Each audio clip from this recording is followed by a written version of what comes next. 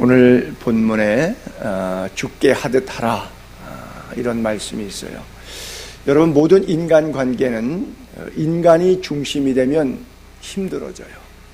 하나님이 즉 신본주의가 중심이 될 때 인간관계는 원만해지지만 인간 자아가 내가 중심이 될 때 모든 인간관계는 불편해지고 힘들어집니다. 오늘 본문은 특별히 개인의 삶과 가정의 삶, 또 일터의 영성, 이런 것들이 주 안에서 어떤 인간관계를 이루어야 되냐, 예수 안 믿는 사람들이 일반적으로 살아가는 것과 달리 우리가 그리스도인이라면 이전 것은 지나갔으니 보라 새 것이 되었도다. 내가 죽고 내 안에 그리스도가 산다면, 그런 인간이라면, 그리스도인이라면 어떻게 부부간에 살아야 되는지, 어떻게 부모가 자식 사이에 살아야 되는지, 어떻게 일터에서 주종관계를 이루어야 되는지, 인간관계의 중심이 누가 되어야 되는지를 설명해 주고 있는데, 그 중심에 오늘 본문 제목처럼 주님께 하듯 하라. 아내가 남편에게, 남편이 아내에게, 부모가 자식에게, 자식이 부모에게, 노동자가 사용자에게, 사용자가 노동자에게 서로를 대할 때 중심에 나, 개인, 내 돈, 내 생각, 내 물질, 내 힘, 이것이 아니라 예수 그리스도가 계셔야 한다. 예수 그리스도가 없으면 많은 부작용들이 있을 수가 있다. 그것이 오늘 본문의 내용의 핵심입니다. 여러분, 예수를 믿으셨으면 여러분들의 개인적인 경험을 통해서 예수 믿은 다음에 여러분들의 속사람, 즉 여러분들의 주인이 여전히 납니까? 아니면 예수 그리스도이십니까? 이게 바뀌었습니까? 안 바뀌었습니까? 이 차이는 대단한 차이예요. 이게 교회 10년 다닌다고 바뀌어지는 게 아닙니다. 저절로 바뀌어지는 게 아니에요. 여러분, 똑같이 학교를 가지만 어떤 학생은 1등을 하고 어떤 학생은 꼴찌를 합니다.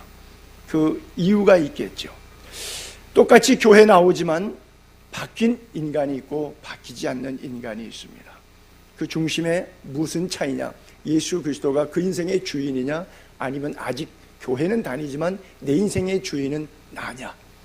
물질 쓰는 것, 시간 쓰는 것, 언어 사용하는 것, 삶의 전반에 성령의 기름 부으심으로 인격적인 변화가 온 인간이냐?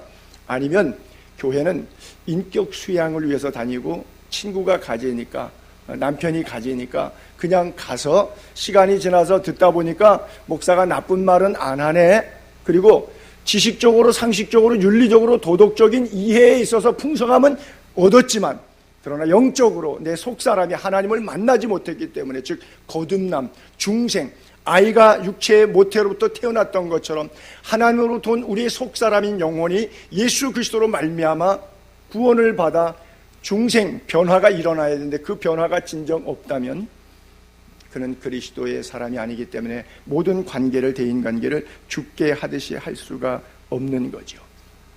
여러분, 우리가 성경 퀴즈에서도 물을 수 있고 제가 여러분들에게는 몇 차례 말씀드려서 알 것 같은데, 성경이 사랑의 책이라고 하는데 이 사랑의 성서인 성경책 가운데 창세기부터 요한계시록까지 나오는데 단어들이 많이 나오는데 사랑이란 단어가 많이 나오겠죠. 근데 제일 먼저 사랑이라는 단어가 첫 등장된 데가 창세기겠죠. 자, 오늘 창세기 22장 1, 2절을 올려볼게요. 성경에 사랑이란 단어가 제일 먼저 처음 사용된 포인트가 어디인가 하면 창세기 22장에 하나님께서 아브라함에게 너 아들 100세의 이삭을 줬는데 이제 잘 자라서 나이가 한 17, 18 먹었어요. 이 아들을 하나님께서 번제로 바치라고 하는 것이죠. 그래서 아브라함을 테스트하시려고. 무엇을 테스트하시느냐? 내 아들, 내 사랑하는 독자 이삭, 그를 번제로 드리라, 이렇게 말씀하셨어요. 하나님이 뭐를 시험하시느냐? 사랑 시험하신다는 거예요. 자, 아브라함이 하나님을 사랑하면 이삭을 드릴 수 있고, 이삭을 사랑하면 이삭을 드릴 수 없고, 그렇죠? 부자지간이지만 인간관계에서 아버지 아브라함도 하나님의 피조물이고 하나님의 인격체이고 아들 이삭도 하나님의 인격체입니다. 아버지의 믿음과 아들의 믿음이 각각 달라요. 무당 아들이 예수 믿고 천당 가는 경우 있고 목사 아들이 예수 안 믿고 지옥 가는 경우도 있고요. 그것은 각자의 가는 길을 걷는 겁니다. 신앙인격에. 자, 두 사람도 부자지간이지만 정말 아버지 아브라함에게 있어서는 가장 사랑하는, 하나님이 볼 때 더 이상 사랑하는 게 아마 부인보다 더 사랑하고 있었던 것 같아요. 왜? 백세 얻을 아들이니까. 그 사랑의 무게 중심이 아브라함에게 있어서 이삭에게 있느냐 하나님에게 있느냐, 하나님께서 이 사랑 저울질, 사랑을 시험하신다는 거예요. 여러분, 이거 참 곤란한 시험이죠. 다른 종류의 시험 같으면 모르겠는데 이런 시험은 정말 어려운 시험이에요. 헷갈리는 시험이에요. 하나님이 백세에 줘놓고 이걸 또 번제로 바치라, 줄 때는 언제고 또 바치랄 때는 언제야? 하나님이 왜 갑자기 마음이 변했지? 보통 신앙생활하면서 헷갈리는 게 아닙니다. 그런데 하나님은 우리에게 묻습니다. 네 인생의 중심에 사랑 가치가 어디에 있느냐를 묻고 계십니다. 그래요. 자, 그럼 여기에서 우리가 주께 하듯 하라 그러면 쉽게 되는데, 그렇죠? 주님께 하듯 하면 쉽게 되는데, 주께 하듯 하지 않고 내 생각이 있으면, 내 고집이 있으면 어려워지는 겁니다. 여러분, 주께 한다고 하는 것은 우리의 삶이 더 경건해지고 우리의 삶이 더 진지해진다고 하는 것을 의미하고 있어요. 자, 몇 토막 가운데 오늘 첫 번째 토막에서 18절 19절을 한번 먼저 보도록 하겠습니다. 아내들아 복종하라, 남편들아 사랑하라. 복종해야 될 이유는 주님께서 명령하셨기 때문에 마땅하다. 이유 토 달지 말아라.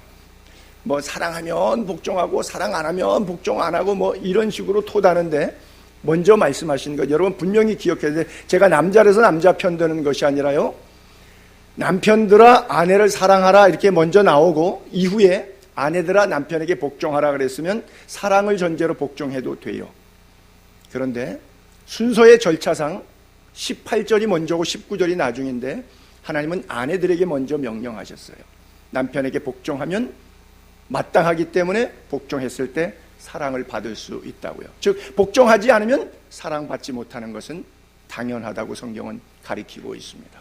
왜냐하면 아담을 먼저 지으시고 하와를 나중에 창조하셨기 때문에 누가 우열을 따지는 것이나 누가 낫다 못하다가 아니라 하나님의 창조의 질서인데 그 창조의 질서를 거스릴 수 있는 인간은 남자든 여자든 아무도 없기 때문에 그럽니다. 그리고 하와가 먼저 꾀임을 보고 나중에 아담이 거기에 동조됐기 때문에 그 질서를 하나님께서는 그렇게 편지하셨습니다.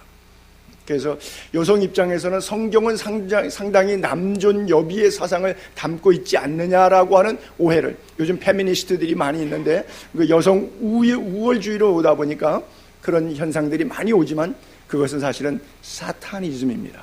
사탄이 우리 속에 갖다 주는 거예요. 평등한데 무슨 소리야? 인간은 다 평등해. 평등을 부정하는 것이 아니라 그 평등도 질서 안에서 평등하지, 부자지간에 사업주와 고용주 간에 그 질서가 다 깨지면 거기에 평등이 존재합니까? 존재할 수가 없어요. 우리가 북한하고 평등하다, 평화한다, 전쟁이 나면 그 질서가 깨지면 무질서 속에서 평등과 평화가 있습니까? 없습니다. 하나님의 창조의 질서를 떠나면 그것은 민주도 아니고 평화도 아닙니다. 그래서 아내들에게 먼저 부탁한 겁니다. 주 안에서 마땅하다, 복종하라. 그리고 남편들에게 부탁합니다. 아내를 사랑하라고요. 그리고 괴롭게 하지 말라. 원어에 의하게 되면 저 괴롭히지 말라고 하는 것은 속이지 말라고 하는 뜻을 내포하고 있는 그런 단어입니다. 현대 부부들은 이 구절이 받아들여지기 참 어려운 구절입니다. 제가 설교를 하지만 아무도 이 설교에 동조할 것이 없다는 사실을 알면서 설교합니다. 그러나 제 것이 아니기 때문에 하나님의 말씀을 그대로 가르치는 것입니다.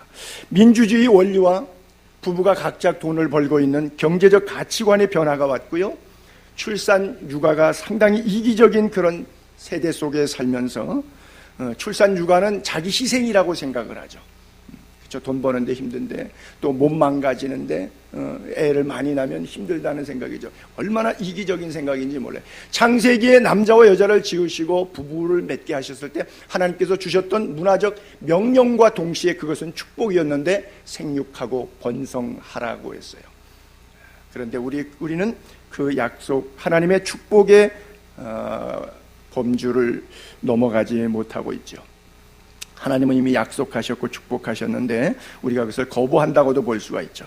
창조 질서는 엄중합니다. 분명히 가르치고 있어요. 그러나 우리가 듣지 않는 것이죠. 자, 먼저 아내들에게 했던 몇 구절들을 베드로 사도의 고백들을 한번 보도록 하겠습니다. 베드로전서 3장 1절부터 보면 아내들아 이와 같이 자기 남편에게 순종하라. 이는 혹 말씀을 순종하지 않는 자라도 말로 말미암지 않고 그 안에 행실로 말미암아 구원을 받게 하려 함이라. 예수 믿는 아내가 예수 믿지 않는 남편하고 결혼하는 것을 성경은 금합니다. 그러나 하는 경우들이 있어요. 그럼 된 사람들, 그렇게 된 다음에 예수 믿게 되었을 때 그 사람들은 어떻게 할 거냐? 그걸 물릴 것이냐? 그렇지 못하죠. 그 사람들을 위한 이야기죠. 아내들아 이와 같이 자기 남편에게 순종하라. 혹 말씀을 순종하지 않는 자, 예수 안 믿는 남편이라도 아내의 행실로 말미암아 결국 예수 믿게 될 것이다. 아내가 감동적으로 시댁을 섬기고 남편을 섬길 때 거기에서 오는 은혜와 감동으로 남편도 시댁도 구원시킬 수 있다. 너희 두려워하며 정결한 행실을 봄이라. 아내가 무엇을 두려워하는지 아는 거예요. 두려워한다는 것은 여호와를 경외한다는 것이죠. 남편에게 복종하고 여호와를 경외하고 그 모습에 두려워하는 것, 그 다음에 정결한 행실을 보기 때문에 말로 하지 않고 행실로 그가 보고 감동을 받고 구원을 받게 된다는. 그래서 여성들에게 부탁하는 거죠. 단장은 몸치장하는 거죠. 옷치장하는 거죠. 액세서리 치장하는 거죠. 그 단장은 돈 많이 들여서 명품으로 이런 걸로 하지 말고 머리를 꾸미고 금을 차고 아름다운 옷을 입은 외모로 하지 말고 돈 많은 거 비싼 거 뭐 세상 유용 쫓아간다고 그것으로 온몸 치장해갖고 나 이쁘지 하고 잘난 척하고 뭐 거울아 세상에서 누가 제일 이쁘니 뭐 이런 소리 하지 말고 오직 마음에 숨은 사람, 이게 뭐예요? 속 사람입니다. 이게 뭐예요? 성령의 사람이에요. 영에 속한 사람, 오직 마음에 숨은 사람, 온유하고 안전한 심령에 썩지 아니할 것으로 하라. 이는 하나님 앞에 값진 것이니라. 세상에는 썩는 것들이 있고 썩지 않는 것들인데 우리의 심령에 썩지 않는 것으로 영원한 것으로 하라고 하는 거예요. 계속해서 이어서 5절 6절을 또 볼게요. 전에 과거의 이야기를 실례로 드는 겁니다. 하나님께 소망을 두었던 거룩한 부녀들, 믿음으로 살았던 하나님의 여성들, 그들은 어디에 소망을 두었느냐? 하늘에 소망을 두었기 때문에, 하나님께 소망을 두었기 때문에 삶이 진지하죠. 삶이 경건하죠. 삶이 거룩했어요. 왜? 하나님께 소망을 두었기 때문에. 거룩한 부녀들 이와 같이 자기 남편에게 순종했어요. 그 모든 케이스들을 살펴보면 남편에게 순종함으로 거룩함을 나타내고 자기의 소망이 하나님께 있음을 그가 표현해 주었어요. 남편에게 순종함으로 자기를 단장했다. 옷으로 단장한 것이 아니라 순종함으로 단장했다. 그리고 한 샘플 예를 6절에 사라가 아브라함을 남편을 주라 큐리어스라고 칭했어요. 남편을 부를 때 큐리어스라고. 여러분 언어 호칭에서도 이게 아내가 남편을 부를 때 남편이 아내 부를 때 약간 하대하는 그런 명칭들이 있으면 그런 것들은 사용하지 않게 되기를 바랍니다. 서로가 서로를 부를 때 높여주는, 존칭하는 그런 언어를 사용해서 서로 인격적으로 존경받고 있기 때문에 또 황송함의 선순환을 통해서 서로가 서로를 존경하게 됩니다. 사람들이 여러분 부부 생활 싸움 다 해봤잖아요. 좋은 말 하면 좋은 말 했죠. 욕하니까 욕했죠. 악다고 하니까 악다고 했죠. 선순환과 악순환은 반향적으로 일어나고 하는 거예요. 사라 아브라함을 주라고 칭하고 순종한 것 같이 너희는 선을 행하고 아무 두려운 일에도 놀라지 아니하면 세상에 두려울 것이 없어요. 왜? 하나님께 소망을 두고 거룩한 삶을 이어가는 사람, 선을 행하는 사람에게는 겁날 게 없어요. 왜? 하나님이 선을 행할 때 다 보고 계신데 그 상급 카운트에 보니까 마음에 담대함이 생기기 때문에 삶에 있어서 어떤 부분도 두려움이 없습니다. 놀라지 않습니다. 그래서 그의 딸이 된 것이니라. 여러분 두렵고 놀란 일들이 사라에게 있었어요, 없었어요? 아까 읽었던 창세기 22장에 보게 되면 아들 이삭을 바치라 그러는데 사라가 그것까지 순종한 거예요. 여러분 자기가 90세, 아브라함이 100세, 자기는 90세에 애를 낳는데 이미 60대에 경수가 끊어져서 아이를 낳을 수 없다. 그래서 주의 천사가 그래도 네 몸을 통해서 하나님이 약속의 씨앗 이삭을 주실 것이라고 했을 때 피식피식 웃었어요. 왜? 내가 경수가 끝났는데 이미 메노포스가 지났는데 어떻게 내가 아이를 낳을 수가 있는가? 이게 난자가 나와야지. 자궁 속에 난자가 없는데 빈 자궁에 무슨 애가 들어있을 수 있느냐? 아무리 남편이 힘이 좋아도 나는 애를 낳을 수가 없다. 상식적으로 의학적으로 도저히 믿지 않았어요. 그러니까 천사가 와서 꿈을 주고 말씀을 주고 계시를 주어도 우습죠. 왜? 내가 알잖아요. 나를. 내 육체의 한계를 내가 알잖아요. 내 삶을 내가 아는데 어떻게 뭐 쓸데없는 소리 신령하니 이런 얘기 해봐야 아무 소용이 없는 거예요. 그래서 피식피식 웃었어요. 그래서 여러분이 아시다시피 아들 이삭이라고 하는 이름의 뜻은 비웃음이라. 이스라엘 말로 이삭은 아이삭이라고 뜻은 비웃음이라는 뜻이에요. 왜? 엄마 자체가 자기에게 줄 아들을 계시받을 때, 약속받을 때 믿지 않았기 때문에, 비웃었기 때문에 하나님께서 그 이름을 이삭이라 하라. 왜? 네가 비웃었느니라. 이렇게 말씀하고 있거든요. 그 고통과 아픔과 우여곡절 속에서 낳은 아들을 남편이 데려가서 바치겠다 그러는데 그냥 다퉈서 차라리 나를 죽이고 가라. 내 눈에 흙이 들어 저기는 못 간다. 그러고 아귀다툼할 수 있을 텐데 no comment. 남편이 하는 일에 no comment. 왜? 주님이시니까. 죽게 하듯 남편을 대하니까 남편이 내 몸으로 나오는, 남편은 지가 해산의 고통을 통해서 낳은 아들이 아니잖아. 같이 애를 낳았어도 남편은 고통하지 않았지만 아내는 고통했기 때문에 그 자식에 대한 사랑은 더하죠. 말할 수 없죠. 그런데 그것을 데리고 가겠다고 하는데 그냥 노코멘트하고 순종합니다. 어떻게 순종한 것을 알 수 있냐 하게 되면요, 평소에 번제를 드릴 때 양을 드렸는데 나귀만 가져가지 드릴 양이 없어. 나무도 땔감도 다 가지고 이렇게 가는데 나귀에 안장 지어 가는데 평소 거기다가 어린 양들 한 마리 두 마리씩 번제하고 걸어가지고 걸어놓고 끌고 갔는데 보니까 어린 양이 없어요. 그리고 3일 동안 고민하고 잠 못 자고 계시 음성 들었을 때 남편이 힘들어하는 것 알았어요. 그리고 내 남편은 하나님의 말씀에 무조건 순종한다는 것을 알았어요.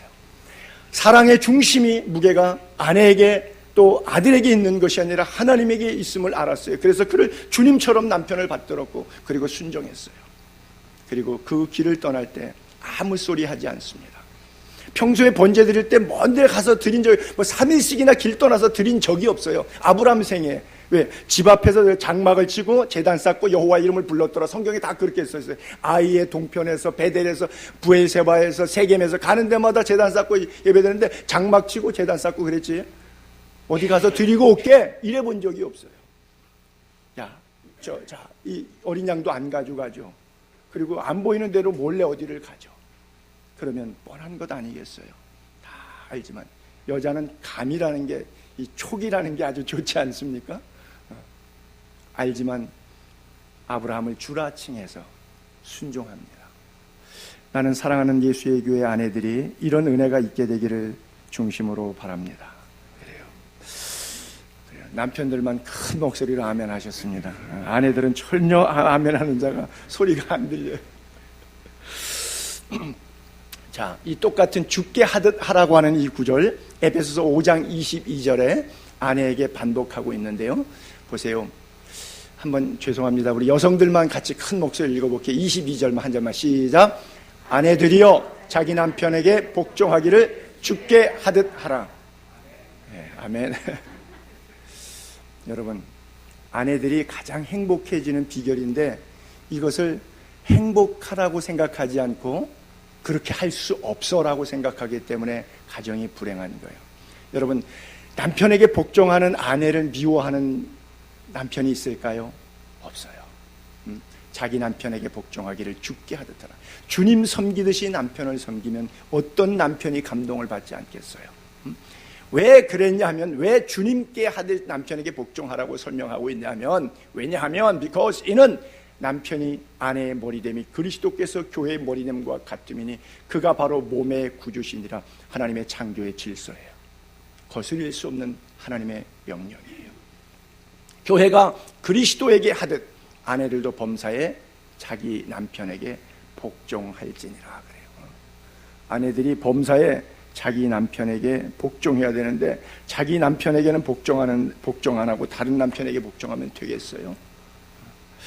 그래요. 여러분, 롯의 아내를 잘 아시죠? 뒤를 돌아봐서 소금 기둥이 됐잖아요. 여러분, 남편이 뭐라 그랬어요? 롯이 나가면서 여보 절대 뒤돌아보면 안 돼. 왜? 천사가 롯의 아내에게 말씀하지 않았어요. 주의 천사가 롯에게 명령했어요. 그래서 롯은 자기 딸들과 아내에게 이야기했어요. 얘들아 나갈 때 절대 뒤돌아보면 안 돼. 딸들은 그래도 아빠에게 순종해서 안 뒤돌아봤어요. 근데 아내는 남편의 말에 순종하지 않았어요. 복종하지 않았어요. 그 결과 그는 소금 기둥이 됩니다. 여러분, 그만큼 성경은 엄중하게 경고하고 있어요. 그것은 우리의 축복의 길이기 때문에 그래요. 만약에 뒤돌아보지 않았다면, 남편에게 복종했다면 그 여인은 복된 자가 되었을 것이고 그 두 딸은 폐륜의 딸이 되지는 않았을 거예요. 그렇지 않겠습니까? 그래요. 여기 성경에 대조적으로 제가 착한 리브가를 한번 떠올려 보겠는데, 아브라함이 이방 땅에 가가지고, 가나안 땅이 이방 땅이죠. 와가지고 살면서 자기 자식들이 이방 여자와, 가나안 땅 여자와 결혼하는 걸 원치 않아서 자기 친족, 내 민족, 내 고향에 가서 자식을, 내 며느리감을 데리고 오라고 부탁을 합니다. 그래서 몸종을 보내가지고 가서 메소포타미아까지 갔으니까, 가나안 땅에서 메소포타미아, 유프라테스 강, 티그리스 강 사이에 바그다드 우루 있는 쪽이니까 약 한 1500km 거리입니다.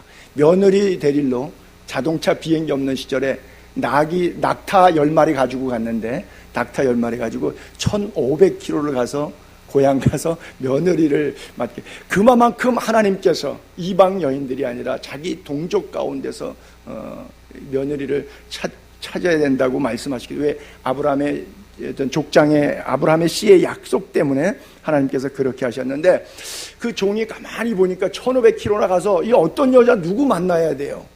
그러니까 하나님께 기도해. 하나님 순적히 만나게 해주세요. 이렇게 기도하면서, 가사가 우물이 있으면 내가 목도 마르니까 이게 물을 좀 달라 그럴 때, 뭐 우물가에 가면 여인들이 많이 있을 테니까 그 중에 누가 며느리감인지 몰라.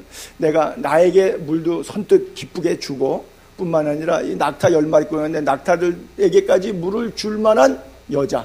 그러면 뭐예요? 성실한 여자죠. 그 마음 씀씀이가 넓은 여자죠. 그런 여자면 됩니다. 그리고 기도하고 갔는데 정말 우물에 딱 도착해서 동일한 상황이 전개됐어요. 그랬더니 리브가가 나와서 물을 길어주고, 또 제가 낙타에게 먹여도 되겠어요? 먹이라고. 낙타. 자, 그 모습 한번 제가 창세기 24장에서 올려볼게요. 자, 이제 종에게 다 마시게 해요.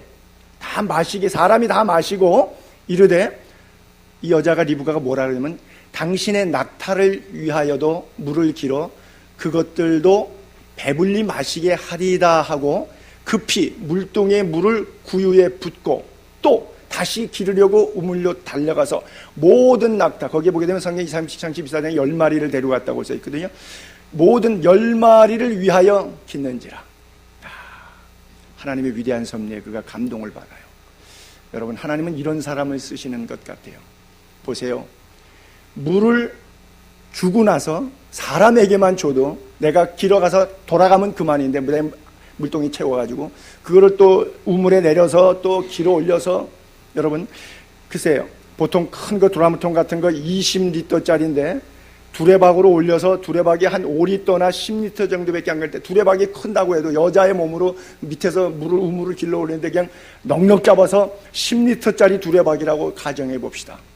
낙타가 10마리예요. 그 10마리 낙타면 한 마리 낙타가 100리터에서 130리터의 물을 마십니다. 그러면 100리터를 뜰려면 10리터짜리 두레박을 10번 퍼야 되고, 그것에 100번을 해야지 10마리가 물을 마시는 정도 양이 나옵니다. 여러분, 10리터짜리 두레박을 밑에서 넣어서 100번을 길러 올려서, 저기 뭐라고 써 있어요? 다시 기르려고 우물로 뛰어가고 또 갔다가 구에다가 붓고 또 뛰어가서, 아마 그날 저녁에 팔 엄청 아팠을 겁니다. 그거 누가 시켜서 해요? 할 수 없는 거예요. 하나님의 사람은 죽게 하듯 합니다. 거기에 무슨 보수가 있었겠어요? 길 가는 나그네인데 어떤 사람인 줄 알겠어요? 그러나 인간 관계 속에서 죽게 하듯 하는 사람은, 그 후에 그가 예수님의 족보에 드는 여인으로, 아브라함의 며느리로 받아들이게 되죠. 여러분, 성경의 룻기서의 며느리 룻도 마찬가지. 남편 죽었는데 시어머니 따라가서, 여러분, 시어머니 없고 남편하고 산다, 그건 괜찮아요. 근데 남편 죽었는데 시어머니하고 산다, 세상에 못할 관계가 바로 그런 관계예요. 그런데 며느리에게 돌아가라 그랬어요. 돌아가라, 친정으로 돌아가라. 그랬더니 나오미한테 이 룻이 뭐라고 말해요? 며느리가 절대 가지 않겠습니다. 어머니 가는 곳에 나도 가고, 어머니 하나님 나의 하나님이 되겠다. 어머님이 묻히는 곳에 나도 묻히겠다. 소망이 하나도 없어요. 따라갔을 때, 그 시엄마 따라갔을 때 그가 얻을 수 있는 소망은 왜? 망했죠. 남편 죽고 두 아들 죽은 과부죠. 경제적으로 쫄딱 망했죠. 그 사람 쫓아가서 뭘 먹고 살겠다고 하는 거예요. 그런데 이방 모압 여인이었던 그가 이방 신의 허탈한 감정으로 일생을 살았는데, 그 나오미 어머님의 믿음을 통해서 여호와 하나님을 영적으로 만났어요. 예수를 만나고 나니까 세상의 삶에 아무런 가치와 소망을 두지 않고 천국을 소망을 하기 시작하니까 하나님 나라가 보이고, 자기의 정결하고 진지하고 거룩한 삶을 살아야 되겠다는 인생의 결단이 쓴 거예요. 내가 어머님을 떠나면 하나님이 내게 저주하시기를 원하십니다. 그러니까 며느리를 말리다가 그렇게까지 얘기하니까 더 이상 못 말렸어요. 그래서 하나님께서 보아스를 준비하셨고, 그 속에서 다윗이 나게 하시고 예수 그리스도가 나게 하셨어요. 모두 다 죽게 하듯 했던 사람들입니다. 성경의 위대한 인물들은 자기의 삶을 성실하게 살았어요. 주님께 대하듯이 했어요. 여러분, 이 스토리는 성경에 있으니까 다 아는 스토리지만 나에게 적용했을 때 여러분 가능합니까?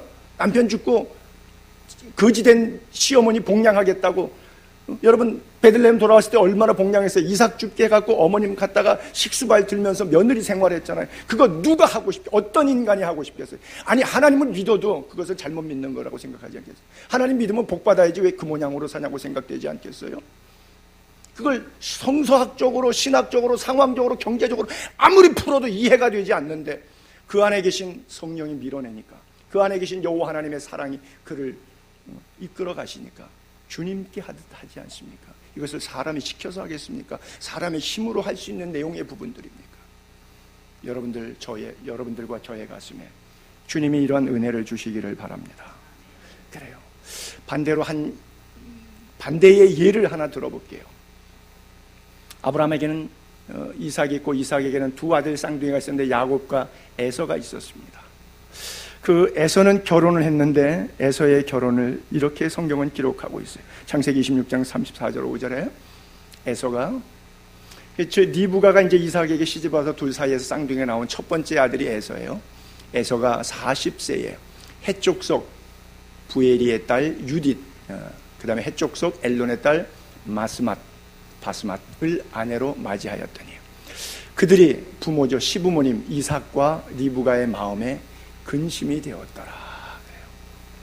며느리를 봤는데 시부모님 마음에 1차적으로 근심이 되었고요. 또 창세기 27장 다음 장으로 넘어가게 되면 그 근심은 이렇게 바뀝니다. 리브가가 이삭에게, 그러니까 시어머니가 시아버지에게 말합니다. 내가 며느리 햇사람 딸들로 말미암아, 이 며느리들 때문에 내 삶이 싫어졌거늘, 살고 싶지도 않다, 보고 싶지도 않다, 내 삶이 싫어졌어요. 맨 처음에는 근심이 됐어요. 이러면 안 되는데, 근데 나중에는 내 삶이 싫어졌어요. 살고 싶지가 않아. 야곱이 만일 이 땅의 딸들 중에서 이 첫째 아들 에서가 그랬는데 두 번째 아들 하나 남았는데 이 아들도 장가를 가야 되는데 둘째 아들까지 이 모양 되면 어떡하나.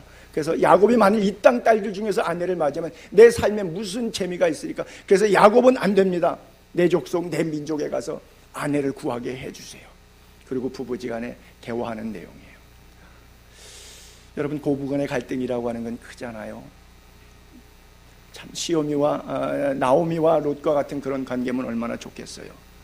근데 저기 에서의 아내와 리브가, 며느리와 시어머니 사이가 너무 힘들어요. 시어머니 시부모 마음에 근심될 뿐 아니라 너무 삶이 싫어졌다 그래요. 살고 싶지가 않을 정도로 가정에 대한 해체로 마음이 너무나 힘들어해요. 그래서 둘째 아들만큼은 안 된다 그랬어요. 그랬더니 남편 이삭이 시아버지가 결심을 합니다. 그래, 둘째 아들에게는 이래야 되겠다. 야곱아 와라, 기도하자. 그리고 기도하는 내용 28장 그 다음 장에 넘어가서 이삭이 야곱을 불러요. 그에게 축복하고 또 신신당부합니다. 신신자는 제가 앞에 붙였어요. 축복하고 또 신신당부합니다. 너는 절대 가나안 사람의 딸들 중에서 아내를 맞이하지 말고 이방인 얻지 말라. 일어나 밧단 아람으로 가서 내 외조부 부두엘의 집에 가서 거기 내 외삼촌 나반의 딸들 중에서 아내를 맞이하라. 그렇죠? 하라는 것과 하지 말라는 것을 분명히 구분해줘요. 전능하신 하나님이 내게 복을 주셔 내가 생육하고 번성하게 하여 내가 여러 족속 이루게 하시고 아브라함에게 선조 할아버지 아브라함에게 허락하신 복을 너에게 주시되 너와 함께 내 자손에게도 자자손손 주사. 하나님이 아브라함에게 주신 땅 곧 내가 거류하는 땅을 내가 차지하게 하시기를 원하노라 그랬어요. 여러분, 집과 재물은 부모로부터 상속되지만 슬기로운 아내는 여호와께로부터 말미암음을 믿으시기 바랍니다. 그래요. 그래서 우리가 배필 기도를 참 많이 해야 되고 믿음의 눈으로 바라봐야 되고 영적인 부모의 말씀, 하나님의 말씀을 또 들어야 돼요. 아브라함이 자기 종들에게 며느리 선택하게 했을 때, 아까 그 리브가를 그 종이 만났을 때 아브라함이 그를 보냈을 때도 똑같은 이야기가 써 있으니까 제가 한번 읽어볼게요. 창세기 24장에서 지금 이삭의 표현과 똑같은 건데, 내가 너에게 하늘의 하나님 땅의 하나님이신 여호와를 가리켜 맹세하게 하노니, 맹세하라는 거예요. 너는 내가 거주하는 이 지방 가나안 족속 딸 중에서 내 아들을 위해 아내를 택하지 말고 내 고향 내 족속에게 메소포타미아로 가서 내 아들 이삭을 위하여 아내를 택하라. 1500km나 되니까 혹시 몸종에 가다가 적당히 괜찮은 사람 이쁜 사람 있으면 가서 거기까지 안 가고 데려올까 봐 택하지 말고 택하라 하는 것을 분명히 언급해서 맹세하게 합니다. 혹시라도 착오가 있을까 봐요. 자, 다음 단계에서 우리가 남편들아 아내를 사랑하라는데 에베소서 5장 25절 한번 볼게요. 남편들아 아내 사랑하기를 그리스도께서 교회를 사랑하시고 그 교회를 위하여 자신을 주심같이 하라. 사랑하는데 자신을 주심같이 사랑하라. 예수님이 마치 십자가에 헌신하신 것처럼 사랑하라고 하는 것이죠. 참 어려운 부탁이에요. 여기에도 사랑이라고 남편들아 아내 사랑하기를 그 사랑의 에로스라고 하는 단어가 아니라 아가페라고 하는 단어가 써 있다는 것은 희생적인 사랑을 요구하고 있는 거예요. 그냥 남편이 육정으로 아내를 성적인 어떤 행동으로서의 사랑이 아니라 하나님이 그 아들 독생자 예수 그리스도를 보내서 십자가의 인류 구원을 위해서 희생하신 그 희생의 사랑. 교회를 사랑하사 교회를 위하여 자신을 찢어 십자가의 보혈로 흘려주신 것처럼 그렇게 아내를 사랑하라고 말하고 있어요. 대단히 어려운 사랑이죠. 우리가 사랑은 이렇게는 할 수 있어요. 아담처럼 하나님이 하와를 만들어 뼈 중에 뼈요 살 중에 살이로다 너무 좋으니까. 근데 선악과 따먹고 둘이 관계 깨지고 불편하니까 뭐라 했어요? 하나님이 너 왜 그랬어? 선악과 왜 먹었으니까 하나님이 내게 주신 이 여자가 내게 주어서 나도 먹었습니다 그러잖아요. 그렇죠?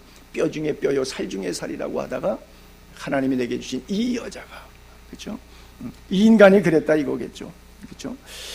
여러분, 그리스도인들은 부부 사이에 지켜야 될 두 가지 약속들이 있습니다. 성경을 근거로 해서 하나는 분명히 참된 것을 오직 말해야 됩니다. 거짓과 숨김이 없어야 됩니다. 여기 본문에서도 사랑하고 아내를 사랑하고 괴롭게 하지 말라고, 이 괴롭게 하지 말라가 속이지 말라고 하는 뜻이 내포되어 있어요. 우리는 부부지간에 어디 갔다 왔는지도 속이고 뭐 했는지도 속이고 돈도 속이고 부부지간에 다 속이죠. 그런데 그리스도인들의 부부는 그러시면 안 됩니다. 두 가지 지킬 것 가운데 첫 번째 하나가 절대 부부 사이에는 간격이 없어야 돼요. 그것이 창세기의 질서에 그들이 벗었으나 부끄러워하지 아니하였더라. 여러분, 영과 육이 하나로 내통되어 있기 때문에 일심동체이기 때문에 몸이 부끄러워도 벗어도 부끄러움을 느끼지 못하는 그런 관계로 하나님이 설정하신 것이 부부의 관계라 그러면 그 안에 시간과 물질과 공간 모든 속에서 부부 사이에는 거짓말과 숨김이 있으면 안 됩니다. 그것은 숨기고 있는 부분이 있다면 그것은 뭐냐면 죄입니다. 여러분 안에 있는 죄성 때문에 그런 거예요. 그리고 조금 더 심하게 말하면 이기적 삶이 때문에, 나라고 하는 내 이기적 삶 때문에 그런 거예요. 그것을 열고 부부가 하나 될 수 있어야 됩니다. 굉장히 어려운 부탁이고 현실적으로 불가능할런지도 모르겠는데 성경은 엄중히 경고하고 있습니다. 그리고 또 하나가, 섭섭한 일이나 분노가 있을 때 해가 지도록 품지 말아야 됩니다. 화날 수 있죠. 섭섭할 수 있을 수 있죠. 그러나 침상에 들어가서 같이 그것을 해결해서 해가 진 다음 날까지도 이것이 연장되지 않도록 해야 됩니다. 그래서 그리스도인 부부들도 싸울 수는 있지만 그것이, 그 싸움의 문제가 그 다음 날까지 연결되면 그는 그리스도인이 아니기 때문에 그런 겁니다. 현실적으로 굉장히 여러분들에게 좀 무거운 이야기일런지 모르겠습니다. 그러나 이것이 성경이 우리에게 권면하는 거예요. 왜냐하면 그리스도인은 사람, 내가 중심이 아니라 내 안에 그리스도가 있기 때문에 말씀이 내 삶을 이끌어가기 때문에 그것이 가장 위대한 축복의 길이요 번영의 길이라고 하는 것이에요. 두 번째 도막에서 20절과 21절에는 자녀들과 아비들에게 부탁하는 것인데, 자녀들은 부모에게 순종하라고 부탁하고요, 아비들은 자녀를 노엽게 하지 말라, 두 가지를 부탁하고 있어요. 자녀들아 부모에게 순종하라. 여러분, 저는 이미 양가 부모님들이, 제 양쪽 부모님이, 아버님 어머님이 다 돌아가셨지만 생전에 계신 분도 있고 저처럼 다 돌아가신 분도 있을 텐데, 기회 있을 때 성경대로 부모에게 순종하게 되기를 바랍니다. 에베소서 6장 1, 2, 3절 같이 또 한번 볼게요. 남편들아 아내, 에베소서 아니요, 앞으로 돌아갔네요. 에베소서 6장 1절, 그건 아까 뒤에 거 돌아갔고요. 다시 앞으로 에베소서 6장 1절, 제가 그냥 읽겠습니다. 자녀들아 주 안에서 너희 부모에게 순종하라. 이것이 옳으니라. 내 아버지와 어머니를 공경하라. 이것은 약속이 있는 첫 계명이니 이로써 내가 잘되고 땅에서 장수하리라. 순종하라, 공경하라.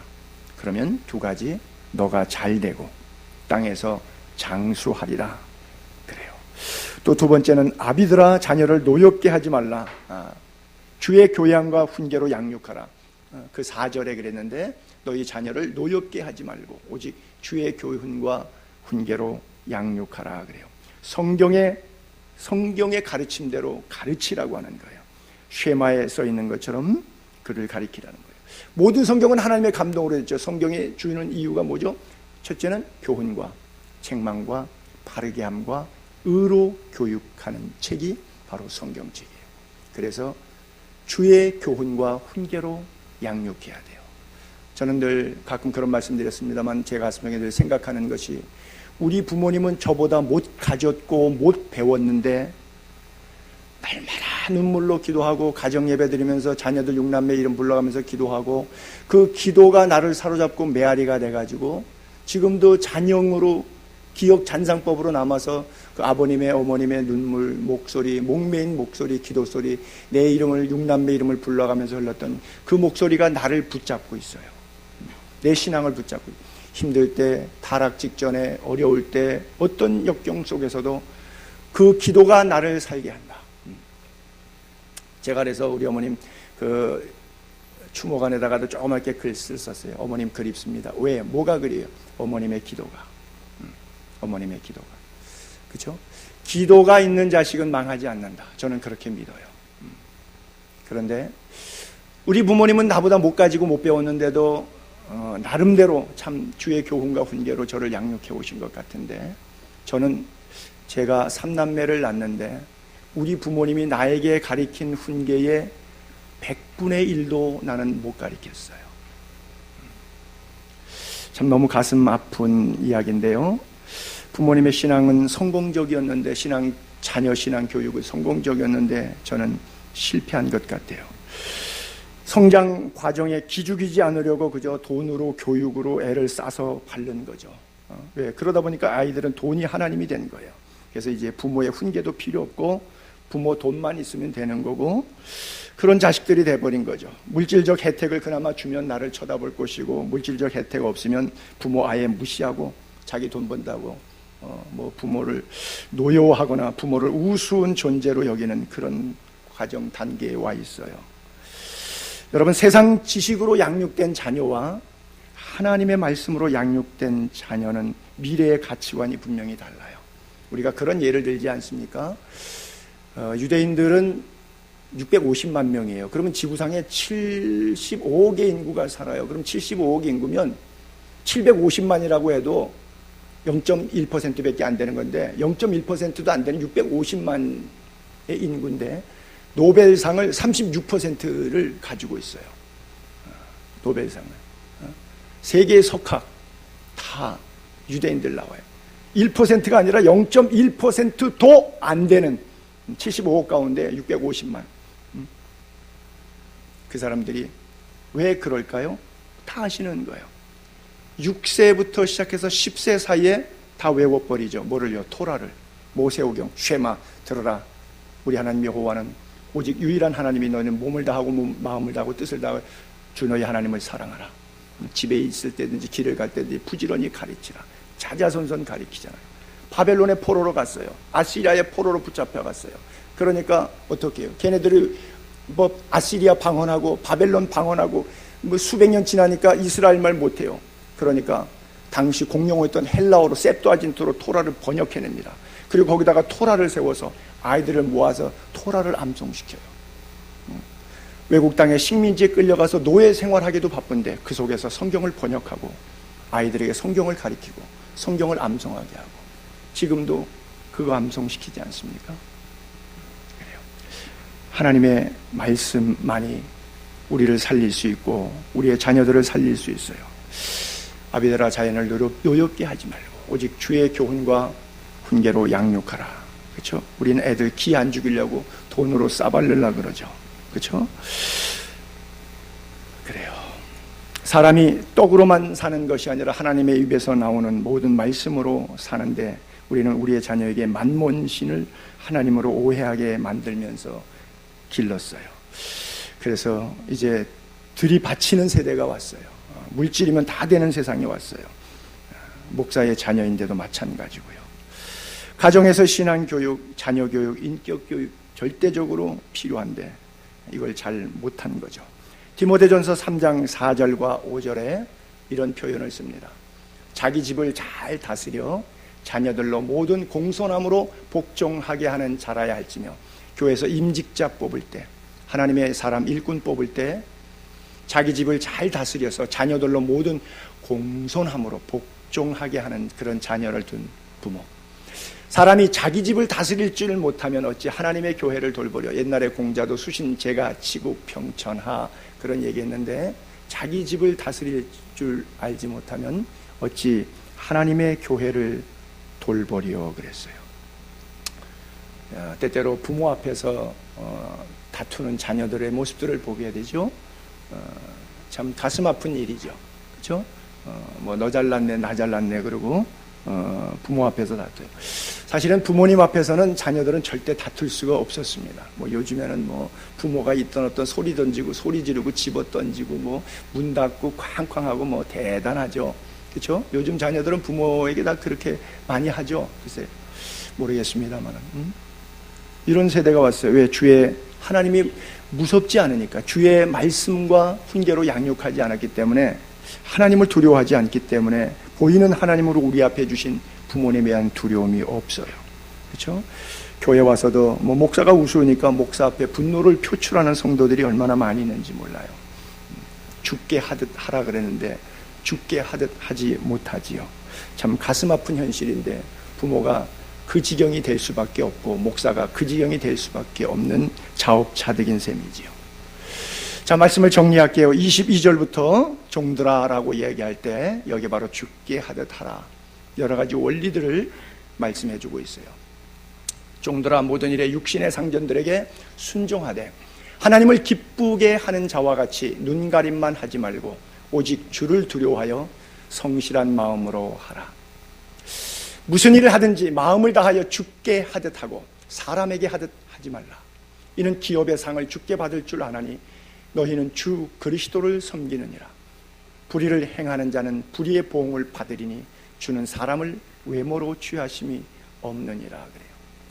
자, 종들에게, 여러분 사원들에게 회사 가서 사장님에게 순종하는데 적당하게 시간 때우려고 눈가림하지 말고 목숨 걸고 최선을 다해서, 다 못했으면 무보수로 야근을 해서라도 그것을 하려는 거예요. 오직 주를 두려워하여 성실한 마음으로 무슨 일을 해도 몸과 마음 뜻 정성 다 모두어서 주님 앞에 하듯이, 사람에게 눈속임으로 하듯 하지 말고.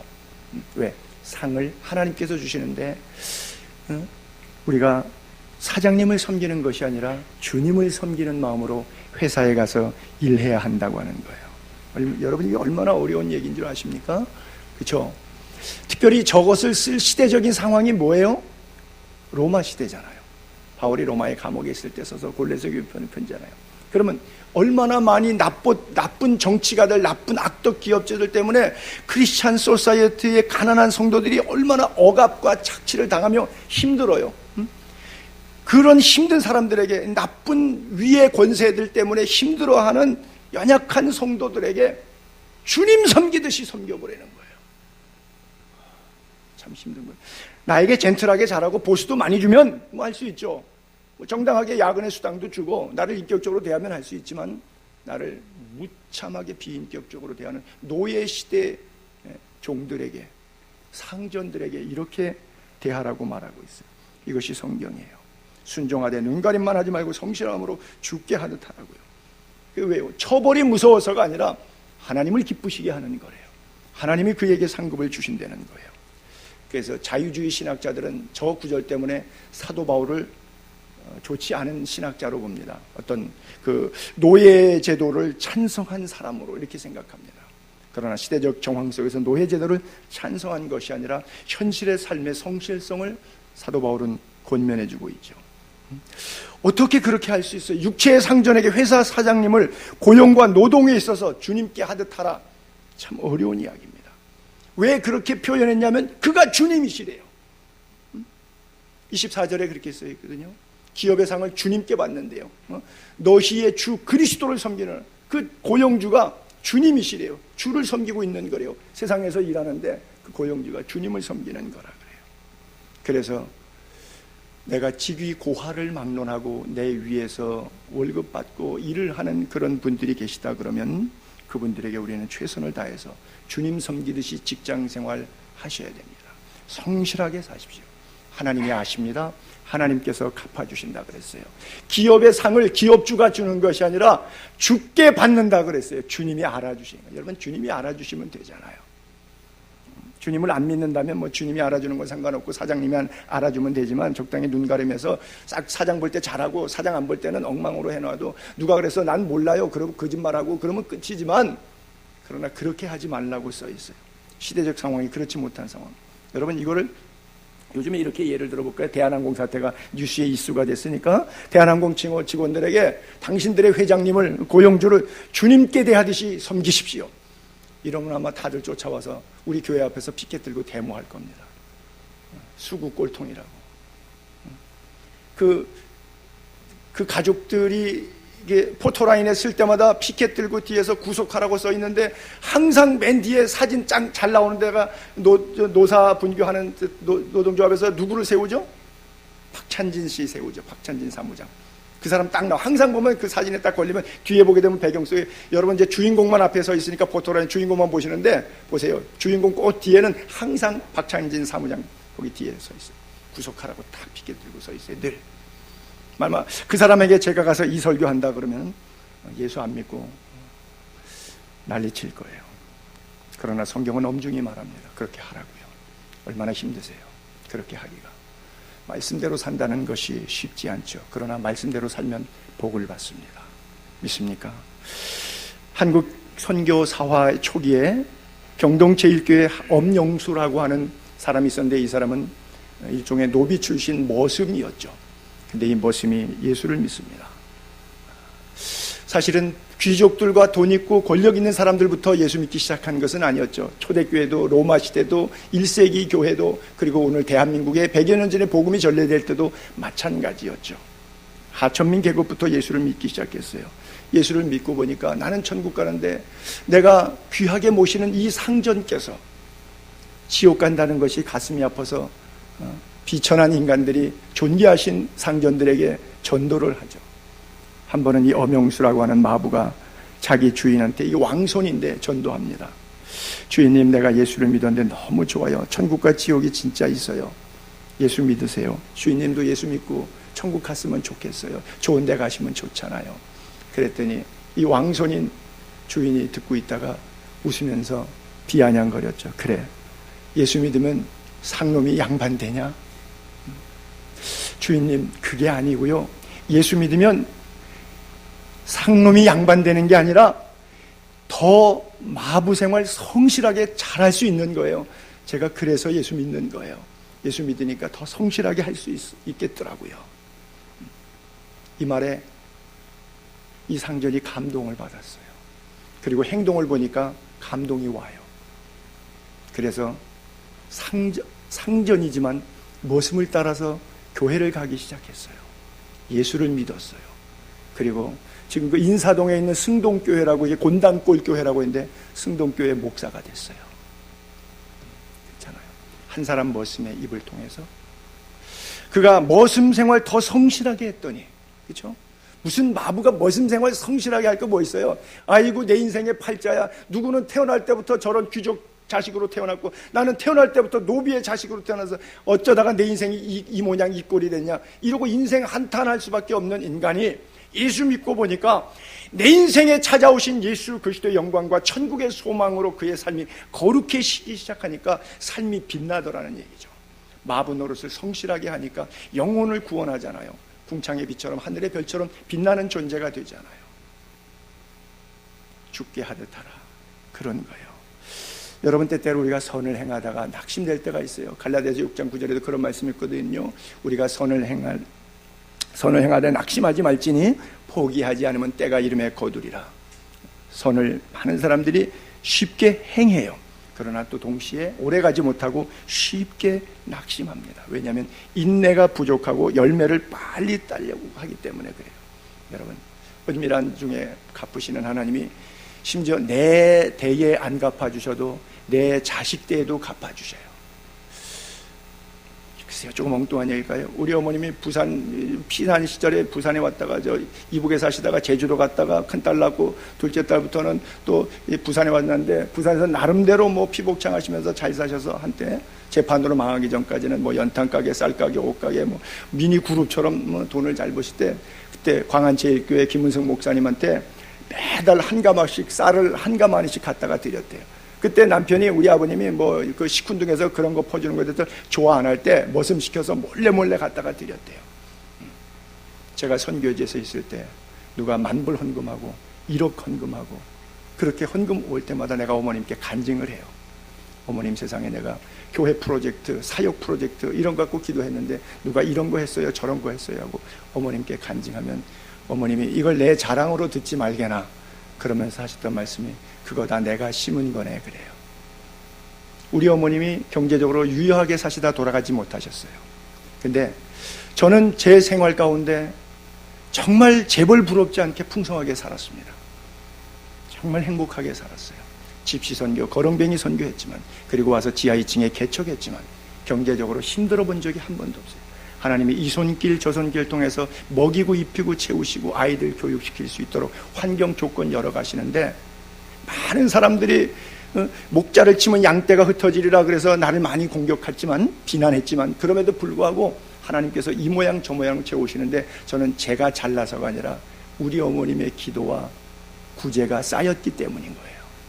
고넬료의 기도와 구제를 하나님은 보시고 그의 가정에 성령을 내리시고 가이사랴의 성령 집회가 일어났던 것처럼 하나님께서 여러분들의 기도, 구제, 선을 행하는 것 다 보고 계십니다. 아이 컨택이라 그러죠. 눈 마주침. 인간의 눈으로 상황을 보지 말고 하나님의 눈으로 보고, 그렇기 위해서는 내 눈과 하나님의 눈이 늘 아이 컨택, 눈이 마주쳐 있게 되기를 바랍니다. 사실 서로 불편하면 눈을 마주치기 어렵죠. 그렇잖아요. 근데 사랑하는 사이에는 눈이 마주치면 너무 행복하잖아요. 바라보고만 있어도 기쁘잖아요. 여러분과 하나님의 관계가 그 아이 컨택이 여호와의 눈을 바라보기만 해도 내 안에 삶의 모든 무거운 수고하고 무거운 죄악의 짐들이 내려놓아지고 하나님의 사랑이 부음받아서 힘이 용기가 움뚫움뚫 솟아날 수 있게 되기를 바랍니다. 그래요. 하나님의 사랑이 여러분들에게 부음받기를 바랍니다. 마지막으로 불의를 행하는 자는 불의의 보응을 받나니 주는 사람을 외모로 취하심이 없느니라 그랬어요. 마지막 절에 그렇게 써 있잖아요. 불의를 행하는 자는 불의의 보응을 받나니. 여러분, 저는 이렇게 해석해서 여러분들이 권면하고 싶은데, 혹시 여러분들이 다니던 직장, 일터 이런 데서 노사관계 속에서 직장을 화가 나서 옮기게 된다든지 불이익을 당해서 쫓겨나게 된다든지 할 때 절대 해코지하지 않게 되기를 바랍니다. 불의를 행하지 않게 되기를 바랍니다. 끝까지 선을 행하다가 나오세요. 원수 갚는 것은 하나님의 진노하심에 맡기시고 여러분들은 사랑과 기도로 오히려 복을 빌어주게 되기를 바랍니다.